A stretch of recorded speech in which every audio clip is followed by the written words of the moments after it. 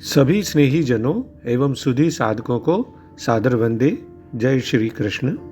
श्रीमद् भगवद गीता अध्याय 6 चैप्टर 6 आत्म संयम योग, जिसे ध्यान योग भी कहा जाता है। और आज का श्लोक है श्लोक संख्या 44। आइए इसका पठन वाचन करें और फिर इसके बहुत सुंदर भाव को जानने का, समझने का प्रयास करते हैं।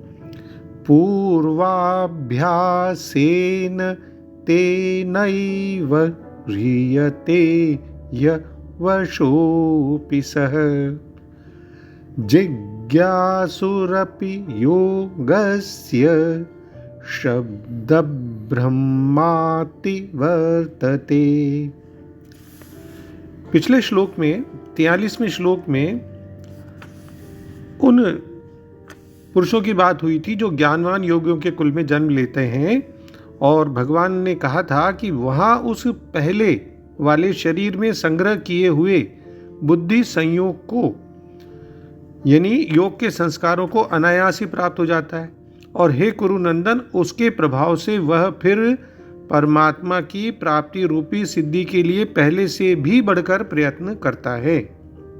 अब इस 44वें श्लोक में भगवान कहते हैं कि वह श्रीमानों के घर में जन्म लेने वाला, हालांकि वह शब्द के बाद इस श्लोक में यह श्रीमानों के घर में जन्म लेने वाला नहीं है, लेकिन विद्वानों का कहना है कि वह शब्द से श्रीमानों के घर में जन्म लेने वाला योग भ्रष्ट पुरुष ऐसा समझना चाहिए। तो वह श्रीमानों के घर में जन्म लेने वाला योग भ्रष्ट पराधीन हुआ भी उस पहले के अभ्यास से ही निस्संदेह भगवान की ओर आकर्षित किया जाता है, तथा संबुद्धि रूपी योग का जिज्ञासु भी, जो केवल जिज्ञासा रखता है, वह भी वेदों में कहे हुए सकाम कर्मों के फल का उल्लंघन कर जाता है। यानी वेदों में जो वर्णित ज्ञान है उसके भी पार चला जाता है। यानी the other one who takes birth in a rich family, though under the sway of his senses, feels drawn towards God by force of the habit acquired in his previous birth. Nay, even the seeker of yoga in the form of even-mindedness transcends the fruit of actions performed with some interested motive as laid down in the Vedas.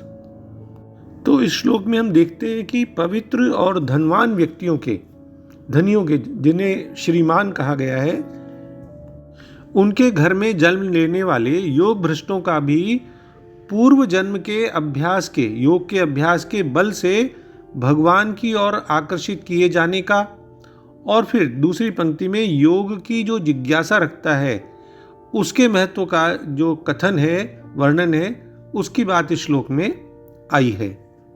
सबसे पहले पदच्छेद के माध्यम से संस्कृत शब्दों का हिंदी अर्थ देख लें। सह यानी वह, अवशः पराधीन हुआ यानी मजबूर हुआ, विवश हुआ, अपि भी, तेन उस, पूर्व अभ्यासेन पहले के जन्म के अभ्यास से, एव यानी ही निस्संदेह, ह्रियते भगवान की ओर आकर्षित किया जाता है। योगस्य तथा योग का, संबुद्धि रूपी योग का, जिज्ञासु जिज्ञासा रखने वाला, जिज्ञासु, अपि भी, शब्द ब्रह्म यानी वेद में कहे हुए सकाम कर्मों के फल को, यानी वेदों में जो वर्णित शास्त्र ज्ञान है उसको अतिवर्तते, उल्लंघन कर जाता है, यानी उसके भी पार चला जाता है।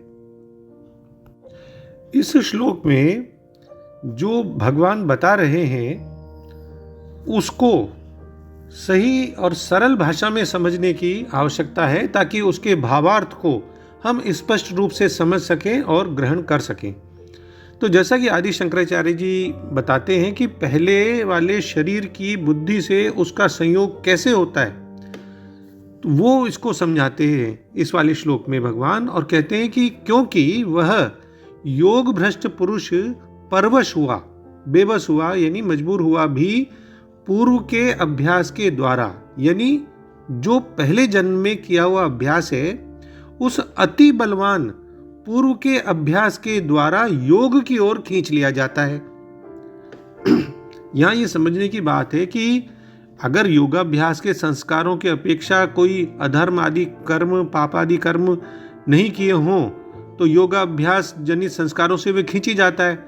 पर अगर अधार्मिक कोई कार्य हुआ हो उसके द्वारा और वो अधिक बलवान हो तो उससे योग जन्य संस्कार कुछ समय के लिए दब जाते हैं, परंतु उस पाप कर्म का क्षय हो जाने पर योग जन्य जो संस्कार है वो स्वयं ही अपना कार्य आरंभ कर देता है, और यानी बहुत काल तक दबे रहने पर भी उसका कभी नाश नहीं होता। दूसरी जो पंक्ति है उसका भाव ये है कि जो योग का जिज्ञासु भी है, यानी जो योग के स्वरूप को जानने की इच्छा करके, केवल चिंतन मात्र से इच्छा करके योग मार्ग में लगा हुआ और योग भ्रष्ट सन्यासी है। जिज्ञासु को यहाँ पे प्रसंग की दृष्टि से सन्यासी माना गया है शंकराचार्य जी द्वारा, कि योग मार्ग में लगा हुआ योग भ्रष्ट सन्यासी है, वह भी शब्द ब्रह्म को, ये शब्द को भी समझ लें, शब्द ब्रह्म को यानी वेदों में कहे हुए कर्म फल को अतिक्रम कर जाता है, यानी उसके भी पार चला जाता है। फिर उस योग को जानकर, यानी जो केवल जिज्ञासा करता है वह भी उसके पार चला जाता है। तो फिर जो योग को जानता है तो उस योग को जानकर उसमें स्थित हुआ जो अभ्यास करता है, फिर उसका तो कहना ही क्या है। पहली बात तो हम ये समझ लें कि प्रत्येक जो जन्म है वो पिछले जीवन की अगली कड़ी है। जैसे आज का दिन बीते हुए कल का ही एक्सटेंशन है, और जो आने वाला कल है वो हमारे आज का एक्सटेंशन होगा। अब इस बात को ध्यान में रख करके हम इस श्लोक का ऊपर मनन चिंतन करें तो इसका भावार्थ बड़ी सरलता से समझ में आ जाएगा कि भाई जिस व्यक्ति ने अपने पिछले जन्म में, पूर्व जन्म में योग साधना की होगी, वह उस पूर्व के अभ्यास के कारण अपने आप ही स्वाभाविक रूप से अवश्य हुआ, यानी नहीं चाहते हुए भी योग की ओर आकर्षित हो ही जाएगा। यानी योग साधना में लगने के लिए उसे कोई प्रयास नहीं करना पड़ेगा, वो तो सहज ही चला जाएगा। इस तरह से इसको समझें कि अगर कोई व्यक्ति बहुत मैनर्ड है, कल्चर्ड है और बहुत एजुकेटेड है, तो अगर हम उससे बातचीत करें या उसका व्यवहार देखें तो उसके व्यवहार में, उसकी बातचीत में, उसके आचार विचार में, कम्युनिकेशन में उसकी जो एजुकेशन है और जो उसके संस्कार है, मैनर्स है, परवरिश है, उसका प्रभाव सहज ही दिखाई देता है कि नहीं। उसके लिए उसे कोई कोशिश नहीं करनी पड़ती। वो उसको चाहे कि दबा के रखे तो भी नहीं दब सकता। वो कभी न कभी वो जो उसकी शिक्षा का असर है वो उसकी बातचीत में, व्यवहार में झलक ही जाएगा। तो यानी कोई भी सुसंस्कृत व्यक्ति है वो बहुत लंबे समय तक सफलतापूर्वक किसी मूर्ख का अभिनय भी नहीं कर सकता, और न ही कोई दुष्ट व्यक्ति है तो वो सभ्य पुरुष जैसा व्यवहार कर सकता है बहुत लंबे समय तक। तो इसी प्रकार योग भ्रष्ट पुरुष भी जन्म लेने पर मजबूर हुआ सा स्वाभाविक रूप से स्वतः ही नहीं चाहते हुए भी योग की ओर खिंचा चला जाएगा। यदि जीवन में प्रतिकूल परिस्थितियां आती भी हैं, तब भी उन सभी में जिस सम और शांत भाव में वो रहता है वह स्वयं उसके लिए भी एक आश्चर्य हो सकता है। और यह मात्र सिद्धांत नहीं है, समाज के सभी स्तरों के जीवन में इस बात को हम सच्चे रूप में प्रमाणित देख सकते हैं। यानी कहने का मतलब है कि पूर्व संस्कारों की शक्ति अत्यंत प्रबल होती है। हम देख सकते हैं कि एक लुटेरा भी दृढ़ निश्चय पूर्वक की गई साधना के फल स्वरूप महर्षि कवि वाल्मीकि बन गया। ऐसे अनेक उदाहरण इतिहास में देखने को मिलते हैं। राजकुमार सिद्धार्थ हैं, वो राजा के कुल में जन्म लेने के बाद भी महात्मा बुद्ध हो गए। जीव का अस्तित्व देह से भिन्न है, जो अपने कर्मों के अनुसार विभिन्न शरीर धारण करता रहता है, इसलिए उसके अर्जित संस्कारों का प्रभाव किसी एक विशेष देह में भी दृष्टिगोचर होता है। योग भ्रष्ट पुरुष पुनः साधना मार्ग पर अग्रसर हो जाता है। उसे चाहे राज सिंहासन पर बिठा दिया जाए या कहीं बहुत ही कोलाहल भरी जगह में रख दिया जाए या किसी गली के ऐसे स्थान पर रख दिया जाए जो कि असम्मानपूर्ण स्थान हो, लेकिन सभी स्थानों पर उसकी सहृदयता, उसका दार्शनिक स्वभाव छिपा नहीं रह सकता। दूसरी पंक्ति में इस ध्यान योग के महत्व को दिखाते हुए भगवान कहते हैं कि जो केवल योग का जिज्ञासु है वह शब्द ब्रह्म का अतिक्रमण कर जाता है। शंकराचार्य जी के अनुसार तो शब्द ब्रह्म से मतलब है वेदों के कर्म कांड से है, जहां विभिन्न प्रकार के फल प्राप्त करने के लिए यज्ञ आदि साधन बतलाए गए हैं, जिसका अर्थ यह हुआ कि जो केवल जिज्ञासु है वह इन सब फलों की कामना से मुक्त हो जाता है। तो फिर जो ज्ञानी है उसके विषय में तो क्या कहें। तो सरल शब्दों में अपने पूर्व जन्म की देवी चेतना से वह न चाहते हुए भी स्वतः योग के नियमों की ओर आकर्षित होता है, और ऐसा जिज्ञासु योगी शास्त्रों के अनुष्ठानों से परे स्थित होता है। श्रीमद् भागवत में 3.33.7 में उन्नत योगियों के द्वारा वैदिक अनुष्ठानों के प्रति जो अवहेलना है उसकी व्याख्या भी इस प्रकार की गई है। अहोबत, यानी हे भगवान, जो लोग आपके पवित्र नाम का जप करते हैं वे चांडालों के परिवारों में जन्म लेकर भी आध्यात्मिक जीवन में अत्यधिक प्रगति करते हैं। ऐसे जपकर्ता निस्संदेह सभी प्रकार के तप और यज्ञ कर चुके होते हैं, तीर्थ स्थानों में स्नान कर चुके होते हैं, समस्त शास्त्रों का अध्ययन कर चुके होते हैं। तो इसका प्रसिद्ध उदाहरण भगवान चैतन्य ने भी प्रस्तुत किया था, जिन्होंने ठाकुर हरिदास को अपने परम प्रिय शिष्य के रूप में स्वीकार किया। हालांकि हरिदास का जन्म एक मुसलमान परिवार में हुआ था, किंतु भगवान चैतन्य ने उन्हें नामाचार्य की पदवी प्रदान की, क्योंकि वे प्रतिदिन नियम पूर्वक 3 लाख बार भगवान के पवित्र नाम हरे कृष्ण कृष्ण कृष्ण हरे हरे, हरे राम राम राम हरे हरे का जप करते थे। अब चूंकि वो निरंतर भगवान के पवित्र नाम का जप करते रहते थे, तो ये समझा जाता है कि पूर्व जन्म में उन्होंने शब्द ब्रह्म नामक वेदों में वर्णित कर्म कांडों को पूरा किया होगा। तो इस प्रकार हम देखते हैं कि अगर पिछले जन्म में बहुत अच्छे संस्कार पड़े होते हैं तो, और पिछले जन्म में किए हुए अभ्यास अच्छा हुआ होता है, तो उसके कारण भले भोगों में आसक्त होता हुआ भी मनुष्य इस जन्म में परमात्मा की तरफ जबरदस्ती खींच जाता है। यानी इस तरह समझे कि वो पिछले संस्कार भोगों के परवश हुए, भोगों के पराधीन हुए, आधीन हुए योग भ्रष्ट को भीतर से खींचकर परमात्मा की तरफ लगा ही देते हैं।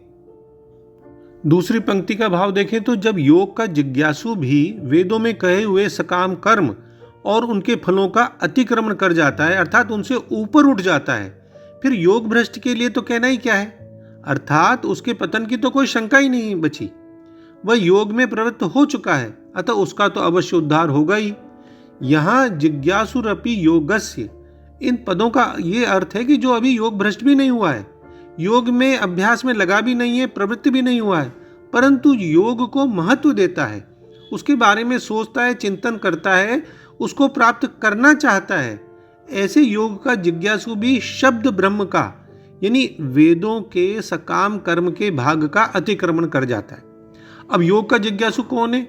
वह है जो भोग संग्रह को साधारण लोगों की तरह महत्व नहीं देता, उनकी उपेक्षा करके योग को अधिक महत्व देता है, लेकिन फिर भी उसकी कहीं ना कहीं थोड़ी बहुत भोग और संग्रह की रुचि अभी पूरी तरह नहीं मिटी, पर सिद्धांततः वह योग को ही महत्व देता है। इसलिए वो भले योगारूढ़ नहीं हुआ है, पर योग का जिज्ञासु है, योग को प्राप्त करना चाहता है। उसी का जब इतना बड़ा महत्व है तो फिर योग भ्रष्ट के विषय में तो कहना ही क्या है, उसका तो उद्धार निश्चित है।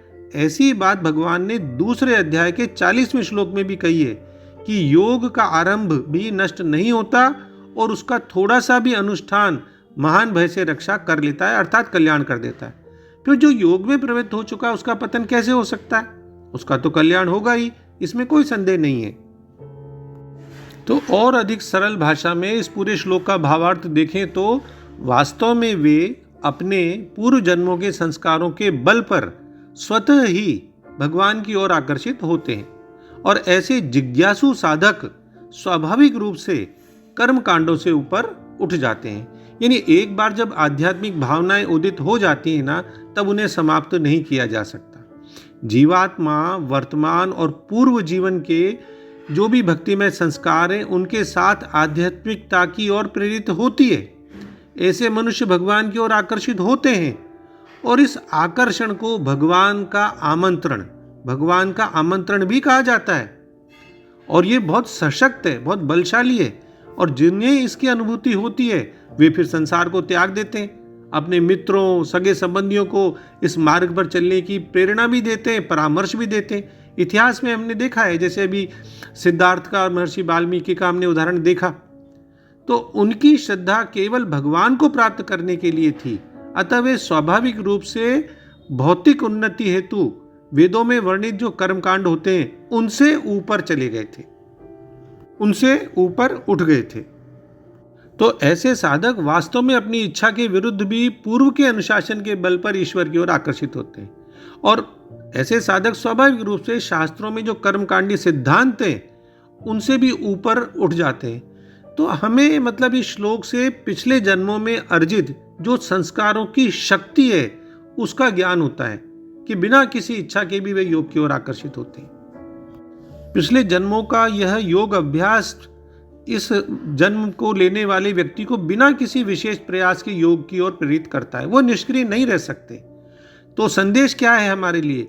सभी साधकों का भी यह कर्तव्य है कि वे यथासंभव आध्यात्मिक साधना करें, ताकि जब वे नया जन्म लें तो आत्म साक्षात्कार के उच्चतर स्तरों तक स्वाभाविक रूप से बिना प्रयास के पहुंच सके। और श्लोक की दूसरी पंक्ति जो है योग, यानी योग क्या है? आत्मा का परमात्मा से मिलन है, उनकी दिव्य शक्ति को प्रकट करती है। तो योग के नियम का चिंतन मात्र से ही वह समस्त वैदिक ज्ञान और शास्त्रीय शिक्षाओं से परे जाकर प्रत्यक्ष ही सर्वोच्च अवस्था को प्राप्त कर लेता है। तो यहाँ शब्द ब्रह्म का अर्थ वैदिक अनुष्ठानों के फल या शास्त्रों के अध्ययन से प्राप्त अप्रत्यक्ष ज्ञान भी हो सकता है, ऐसा भी विद्वान कहते हैं। यानी मात्र योग के चिंतन मात्र से वह निम्नतर स्तर को प्राप्त कर सकता है, तो वास्तविक अभ्यास से उसे कितना लाभ मिलेगा इसकी हम कल्पना कर सकते हैं। तो योग की श्रेष्ठता क्या है कि यह उसे सभी शास्त्रों और वैदिक ज्ञान से ऊपर उठने में सक्षम बनाता है। तो जैसा कि महर्षि अरबिंदो जी लिखते हैं, by that former practice he is irresistibly carried on, even the seeker after the knowledge of yoga goes beyond the range of the Vedas and Upanishad. तो अंत में हम डॉक्टर राधा कृष्णन जी के सरल शब्दों में इसका भाव देख लें। शब्द ब्रह्म का मतलब वैदिक नियम, तो वह अपने इस पहले अभ्यास के द्वारा विवश सा होकर आगे ले जाया जाता है। योग का ज्ञान प्राप्त हो जाने पर जिज्ञासु भी वैदिक नियमों के परे पहुंच जाता है। साधारणतया देखें तो वेद का अध्ययन एक अच्छा और तेज प्रभाव डालता है, परंतु जब एक बार हमें ऐसा उद्बोधन, ऐसी चेतना प्राप्त हो जाती है जो अपने आप में पर्याप्त है, तब हमें किसी बाहरी सहायता की आवश्यकता नहीं रहती, और तब हम कहते हैं कि हम शब्द ब्रह्म से परे पहुंच जाते हैं। जय श्री कृष्ण। ओम श्री कृष्णार्पणमस्तु। डॉक्टर BK शर्मा के सादर प्रणाम, और किसी भी भूल अथवा त्रुटि के लिए हृदय से क्षमा। सर्वे भवन्तु सुखिनः, सर्वे सन्तु निरामया।